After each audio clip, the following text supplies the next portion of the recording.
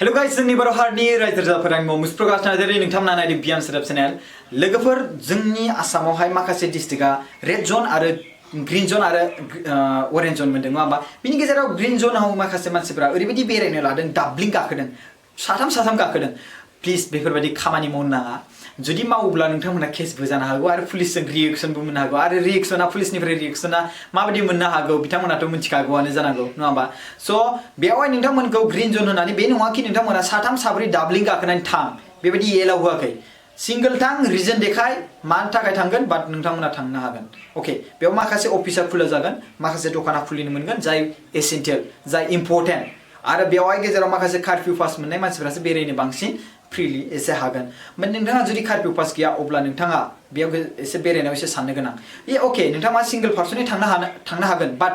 नोंथांनाव कुइसन सोंनाय जागोन मानि थाखाय स' बे कुइसनखौ नोंथाङा खोन्थानो हानांगोन रिजन थानांगोन मेडिसिन थाखाय जानाय लोंनायनि थाखाय मानि थाखाय बाट बेरायनाय मानाय ओरैबायदि पार्टि जानाय बेवहाय एसे एक्सकिउज गैखाया आरोना स' बे खेथ्रआवहाय आं नोंथांमोनखौ रिक्वेस्ट खालामो जानला मोनला साथाम साब्रै मानसिया बिदि बाइकजों जाबनानै दाबेराय नङाबा नोंथांमोना पुलिसजों रिएक्शन मोननो हागौ आरो गारि पार्सनेल गारिफोरखौ थांनो होदों बिनि मिनिङा बे नङा कि बेयाव 6 जन 7 जन 8 जन बेरायनाय बेयावहाय रिजन दङ नोंथाङा जुदि थांनोब्ला मानि थाखाय थांनाय जादों आरो मा हिसाबै थांदों रिजन देखायनो हानांगोन माबा मोनसे इम्परटेन्ट नामा अके स' बे खेथ्रआवहाय नोंथांनाव एसेन्शियेल सार्भिस थानांगोन जुदि एफा बुरजा बिदि थानोब्ला अके स' बे खेथ्रआवहाय नोंथांमोनखौ आं रिक्वेस्ट खालामो जानला मानला थांनाङा जुदि नोंथांनाव रिजन खोन्थानो हानाय गैयाब्ला नोंथांनाव जुदि खामानि गैयाब्ला अके जोंनि आसामनि माखासे सुबुंफ्रा बाहेरायाव खामानि मावनाय दं बिथांमोनखौ रिक्वेस्ट खालामदोंमोन कि 9615471547 कल खालामनानै माखासे लिस्ट देखाय डिटेल्स हर लिंक फैगोन बे लिंकआव क्लिक खालामना साबमिट खालाम अके बिनि गेजेराव बिथांमोना माखासे मदद हरनो हागोन बायदि स' बिनि खेथ्रआव जोंनि आसामाव गासै माखासे कन्ट्रिबिउसन होदों 42,000निबो बारा बिनि गेजेराव 100 crore दासिमहाय जाबायानो आरो बिनि गेजेराव बांबावबायसो खोमा दासान्दि नङा होमबा स' आं दा आंनि हिसाबाव आंनियाव डेटा मोननाय हिसाबै गासै 100 crore जाबाय स' बिनि गेजेराव बिथांमोना बेखौनो हरगोन बायदि आंनि हिसाबै नङाबा अबेनि रां थागोन बिनाव नङा होमबा स' बे खेथ्रआवहाय दासिमहाय फैदों कल 9,29,000 आसामनि मानसिफ्रा माने बे हेल्पलाइन नाम्बाराव कल फैदों आरोना बाट बिनि गेजेरावहाय 4,32,383 सुबुङा आसामनि बाहेरायाव रियेलि दं आरो सार्भिस प्रभाइडार माने टेलिभिजन एयारटेलानो जा जिअ'आनो जा बायदिसिना बिजों बिथांमोना कनफार्मेसन खालामनो हायोना बिजों कनफार्म खालामनो हायो बबे ट्रेक खालामनानै कि रियेलि आसामनि बाहेरनिफ्राय बेसेबां कल फैमारदों आरो बिथांमोना नंमारगोना नंमारा आसामनि स' बेखौ बिथांमोना ट्रेक खालामनो हायोना बेसेबां इदिया गोरलै नङा कि आसामनि सिङाव थाबाय आं कल खालामबाय जे आं मोनगोन बे एसेबां गोरलै नङा बिथांमोना ट्रेक खालामगोन बे रियेलि बे आसामनि बाहेरनिफ्राय कल खालामदों नामा स' बिनि गेजेराव 4,32,383 सुबुङा आसामनि बाहेरनिफ्राय कल खालामनाय जादों बेयाव गासै कल खालामनाय जादोंमोन 9,29,000 बाट आसामनिफ्राय कल खालामनाया बेसेबां दासिमहाय 4,32,383 बेखौ हिमन्त बिश्व शर्मा सारा बुंदों आरो बिनि गेजेराव 2,17,220 सुबुङा फर्म फिलआप खालामबाय बे एप्लिकेसन लिंक हरनाय जाय मिस कल खालामबा जे एप्लिकेसन लिंक फैयोना बेयावहाय बे लिंकआव 2,17,220 सुबुङा फिल खालामबाय माखासे जेसेबांखिनि थालांनाय 4,32,383 नियाव बिथांमोनखौ फर्म फिलआप खालामनो होदों बिथांमोना खालामगोन होननानै बुंदों स' बिनि गेजेरावहाय बे 725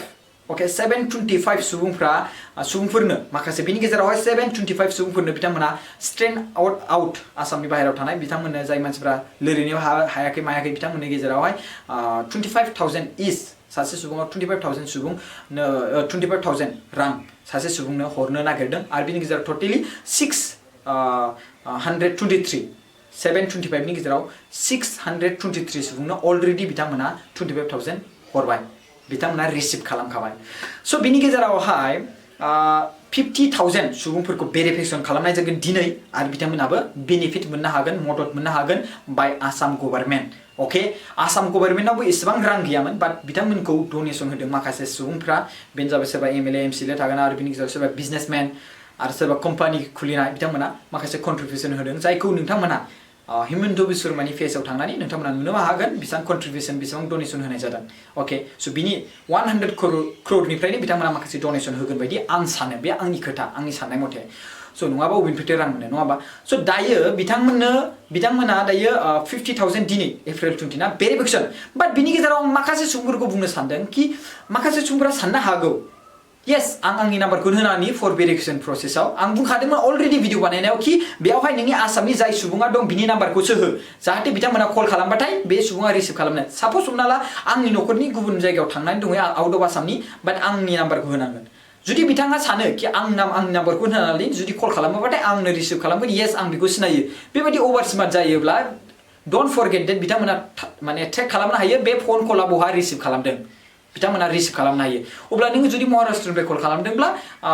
महाराष्ट्रआव दंबा नों जुदि डाबल नाम्बार नोंनिथ' नाम्बारखौनो होखागोन आरो अलरेडि आसामाव थानाय मानसि सोरबा नाम्बार बिनियावथ' नामखौथ' नों होबाय एड्रेसखौबो होबाय बाट नाम्बारखौ नों गुबुननिखौ होआलासिनो बे आसामाव थानाय मानसिनिखौ होआलासिनो गावनिखौ होना लाबाय कल खालामबाय नोंथाङा रिसिभ खालामबाय येस आं ओरैबायदि कल आं ओरैबायदि बाट बिथांमोना बेखौ नों दा सानखि नोंथांखौ मिथिया बबेयाव रिसिभ खालामनाय जादों अब्ला बे मालाबाबो भेरिफाइ जानाय नङा बेखौ आं सानो स' बिनि गेजेराव जोंनि पुरा भारतआवहाय दासिमावहाय सुबुं अनजिमाया बेसेबां जादों भारतनि सिगां आङो बेखौ बुंनो सानदों आसामावहाय गासै हिमन्त बिश्व शर्मा सार बुंनाय मथे 34 होननानै बुंदों बाट कभिड-19 इन्डिया ट्रेकाराव होदों 35 बिनि गेजेरावहाय 17 सुबुङा डिसचार्ज जाबाय बा रिकभार जाबाय बाट जोंनि आसामनि हेल्थ मिनिस्टार जोंहा हिमन्त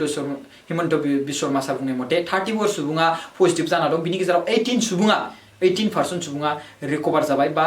माने डिसचार्ज जाबाय आरो बिनि गेजेराव सासे मानसि थैबाय बेखौथ' नोंथांमोना मिथिगौ स' दायो थाबाय रिमाइनिंआ जाबाय गासै 15 बाट कभिड-19 ट्रेकार माने इन्डियान ट्रेकार वेबसाइटआव 17 होनानै होदों 17 थाबावबाय आरो 17 डिसचार्ज जाबाय बाट हिमन्त बिश्व शर्मा सारनि मथे 34 पजिटिभ 18 डिसचार्ज जाबाय रिकभार जाबाय आरो 15 थाबावबाय स' बिनि गेजेराव बबे रियेलिटी बबे ट्रु बेखौथ' जोङो हमना लागोन जोंहाथ' आसामाव हिमन्त बिश्व शर्मा सारा दंना स' बेनो ट्रु बुंखागोन नङा होमबा बेनो सैथो बाथ्रा बुंगोन स' जों बेखौ फल' खालामगोन स' बेनि गेजेराव आसामनिखौथ' बुंबाय दानियाबा मा भारतनि स' भारतआव गासै 17,357 सुबुङा बे भाइरासजों साग्लोबजाबाय आरो बिनि गेजेराव दासिमावहाय दङ दायो टटेल रिकभारआ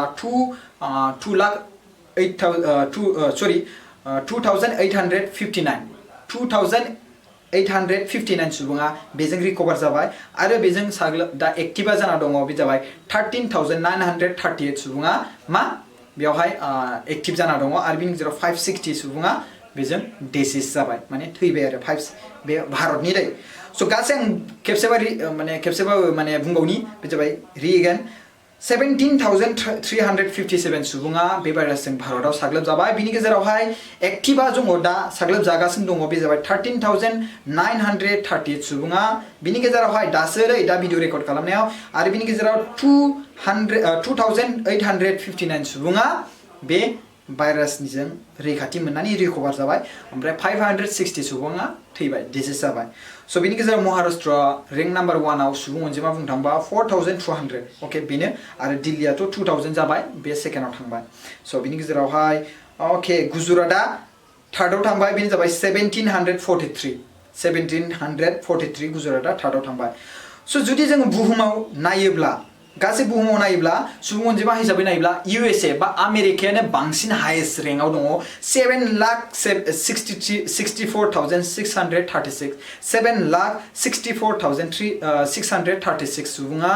बे भाइरासजों साग्लोबजाना दं USA आव आमेरिकायाव स' बिनि बेलायावहाय थांनाय मासाव दिनैथ' 20 एप्रिल गाबोन थांनाय 19 एप्रिलावहाय गासै 75,804 सुबुङा पुरा बुहुमावनो बारायदों बे मोनसे इनक्रिज माने पुरा बुहुमखौ लानानैसो बारायनाय दै पुरा बुहुमनि सुबुं अनजिमासो पुरा बुहुमाव बे भाइरास गोदान मोननाय माने बे भाइरासजों साग्लोबजानाय सुबुं अनजिमाखौ नायोब्ला काउन्ट खालामोब्ला पुरा वर्ल्डआवनो कान्ट्रि जों गुथाय कान्ट्रिखौ हिसाब लानानै बे जाबाय 75,804 थांनाय 19 एप्रिलावहाय थ' गासै टटेल बुंनो थाङोबा वर्ल्डआव 24,06,575 सुबुङा बे भाइरासजों साग्लोबजाबाय बिनि गेजेराव गासै रिकभार जाबाय 6,25,098 सुबुङा 6,25,098 सुबुङा बे भाइरासजों रिकभार जाबाय पुरा बुहुमनि रेकर्ड बियो दै आरो बिनि टटेल थैबाय 1,65,031 सुबुङा पुरा गुथाय बुहुमनि रेकर्ड नालाय स' बे सुबुं अनजिमाया पुरा बुहुमनि गेजेराव अबेबा कान्ट्रियाव इसेबां थैबाय अबेबा कान्ट्रियाव इसेबां थैबाय बेखौ काउन्ट खालामनाय गासै बुहुमाव 1,65,031 सुबुङा थैबाय अके आरो बिनि गेजेरावहाय एक्टिभ केस माने दा सोलिगासिनो दङ दा सोलिगासिनो दं बे जाबाय बेयावहाय थैनायजों लोगोसे आरो रिकभारजों दानख'नानै दा सोलिबाय थानाय बे 24,06,575 निफ्राय बे थैनाय आरो बेनि गेजेराव रिकभारखौ माइनास खालामनानै गासै दा बेसेबां थालांखो 16,16,446 सुबुङा 16,16,446 सुबुङा दायो बे भाइरासजों साग्लोबजागासिनो दङ साग्लोबजानानै दङ दा बेनि गेजेरावहाय सोरबा सोरबा रिकभारबो जागोन आरो बेनि गेजेराव अबेबा जायगायाव बारायदोंबो जानो हागौ बाट आं दा भिडिअ बानायनाय समावहाय बेसेबां जानानै दं लोगोफोर स' गोबां गिनो गोनां बाथ्रा बारायनिफ्राय बाराय बाप 75,000 पार डे जुदि बुहुमावनो बारायदोंब्ला गोबां गिनो गोनां बाथ्रा स' आं बेखौनो बुंनो सानो गासिबो माने आसामनि बा जोंनि बर' हारिनि मानसिफोरखौ नोंथांमोना बे ग्रीन जन होननानै नोंथांमोना बे नङा कि नोंथांमोना साथाम साब्रै बायदि बेरायनाय मिथिबायना रिजन नङाब्ला नोंथांमोना बेरायनो नाङा बेबो सिंगल पार्सन हिसाबैसो बेरायबानो जाबाय आं नोंथांमोनखौ गुरै रिक्वेस्ट खालामो आं बेखौनो आसा खालामो नोंथांमोना जाहाथे खुनु बेबायदि केस जानो नाङा नङा होमबा उइदाउट माने लकडाउनाव दा जाला माला मानसिफ्रा सालायदोंब्ला 182 आव थांगोन ना नङा होमबा IPC 182 थांगोन जाला माला अर्डार गैया गारा नङा होमबा स' बिनि थाखायनो स' गावजों गाव मदद खालामलायदों माखासे सुबुंफ्रा जोंनि गेजेराव माखासे मदद खालामनाय सुबुङाव बिनि गेजेराव जोंहा लाइफां नार्जारि सारा गोबां मदद खालामदों आं बिनि पिक्सार होनि लाइफां नार्जारि सारा चिरां डिस्ट्रिक्टनि बिथाङा सासे बिजनेसमेन आरो साख्रिबो मावो बिथाङा माखासे न'खरावहाय गोबां मदद होबाय सिगाङावबो आं बिनि भिडिअ बानायदोंमोन बिथाङा मदद होदों आरो दाबो बिथाङा मदद होबोगासिनो दं गोबां खुलुमनाय जासिहरबाय सारनिसिम नोंथाङा जे मदद होदों बिनि थाखाय बिराद गोजोननाय जासिबाय थेंक इउ स' माच बेयाव बे नङा खोथा फैया कि बिथाङा मदद आं ओरैबायदि मदद होदों आं ओरैबायदि एसेयावनो मदद होदों बे खोथा फैया थुलुंगा होनायसो फैयो खायसे मानसिफ्रा साननो हागौ है बिथाङा गावनि श'आव थाखाय देखायदों जोंबो मदद होदों आरे भाई नोंथाङाबो मदद होदोंबा नोंथाङा मानो श' खालामनो हायाखै माबा मोनसे बेयाव लस थांगोन नामा नोंथाङा श' देखायबा नोंथाङा मदद होदों नोंथाङा श'खौनो खालामनो हायाखै खुगाजों बुंबा जागोन नामा जुदि हिम्मत दंब्ला देखायबानो जाबाय बेयाव खुनु फैया बाथ्राया जे आं मदद खालामदों आं देखायनाङा बेयाव बाथ्रा फैया जुदि नों मदद खालामदों अब्ला नोंथाङा फेसबुकाव पस्ट खालामनानै देखाय हिम्मत दङब्ला मालाय मदद खालामनाय आरो फेसबुकाव पस्ट खालामनायखौ नोंहा बुंनो हानाय खुनु मथाय गैया आंबो मदद खालामदों बाट आं देखाया आरो नों मददखौनो खालामाखै कमेन्ट होबा जागोन नामा नों मददखौनो खालामाखै जुदि हिम्मत दंब्ला हरलाय आंनो हिम्मत दंब्ला हरलाय नायथारनो आङो बे कमेन्ट होग्राफोरखौसो बुंदो दे आङो कमेन्ट होग्राफोरखौसो स' बिनि थाखायनो आं रिक्वेस्ट खालामो नोंथाङा जुदि मदद खालामदोंबा येस इउ केन पाब्लिश दिस नोंथाङा नोंनि पार्सनेल ना नङा होमबा नोंथाङा गोसोजों गोरबो नोंनि फैसा बियो नोंनि फैसा नोंनि रां नों मा खालामो नोंनि गोसो नों मदद होदों स' नोंथाङा मदद होनो हायो आरो नोंथाङा बे नोंनि फेसबुक नोंनि एकाउन्ट नों मदद खालामदों होननानै बेखौ नोंहा टुइट खालामनो हानाय नोंहा मोन्थाय दङ थेंक इउ स' माच गाइस